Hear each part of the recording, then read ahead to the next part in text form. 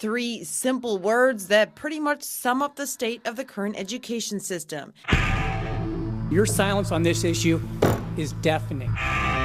This is what's happening to us, and we want to stop it. It's also reflective of the feeling that most districts have been experiencing lately. The ouch, of course, coming by way of multi-million-dollar budget cuts that come with ramifications no one completely understands. When we're looking at a shortfall of $30 million, I don't even want to go there right now. Some of the fallout is easy to spot. More kids cramming into classrooms. This year I have one class that has 56 students in it. More furlough days. Seems like the kids are now seeing Thursday as Friday, and it's almost like they begin to expect it. And in some cases, entire schools being shut down. Every year that passes, the kids get a little less. We have to ask ourselves how much we really value that the young people in our community receive a quality education. That value, though, is up against factors the district can't control. Teachers say they're expected to do more with less. Places you want to visit, what you want to be when you grow up. The education system finding itself in the exact same position as a private business fighting through the recession. Produce the same bottom line as you did 5 years ago with fewer employees. Well, I'm a second-year teacher, so I certainly am in the realm of, will I have a job next year? South Eugene physics teacher Asher Tubman and his colleagues may be considered world-class teachers by their students, but they're still among some of the 55 to 86 4J teachers who will be looking for a new job next year. A reality that won't just affect the unemployment rate, but has a trickle-down effect that ultimately is felt by each and every student, and sets a new standard that teachers fear won't ever correct itself.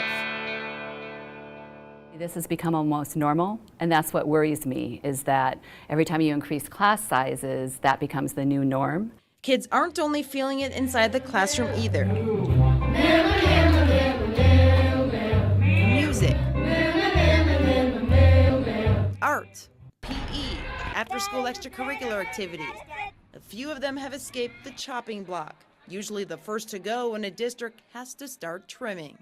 My clubs are the reason I like going to school. They're what I really enjoy doing. Kids want to belong, want to be connected. But at least the concept of connection has gradually been improving in and outside the classroom.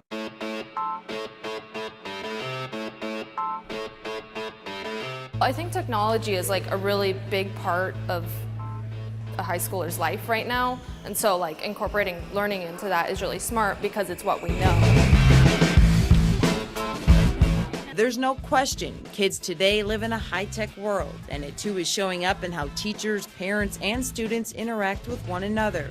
In the past 2 years, most teachers have started sharing how their students are doing via online grades. My name is Mr. Sanderson, so I'd click on his grades. Adapting to how the web, cell phones, ebooks, or iPads will work in the classroom would have been challenging enough. Having to do it while the system crumbles around itself will require ingenuity and a greater role by parents than ever before. What are you going to do with your child? Having them at home all day doesn't help you, it doesn't help your child, so you have to come up with something to do.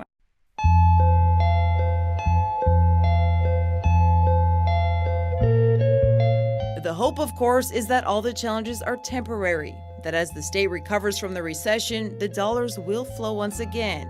Days will be added back on, class sizes will shrink, new schools will be built. Even with recovery, though, there are no guarantees. For now, it's a fight for survival, a struggle that unfortunately comes at the expense of the youngest among us. I think it affects me in the future, and it's just really important to me to know what's going on. But we have to steer this conversation away from the graphs and the dollars, because our students have more value than that, and we can't reduce them to a bar graph.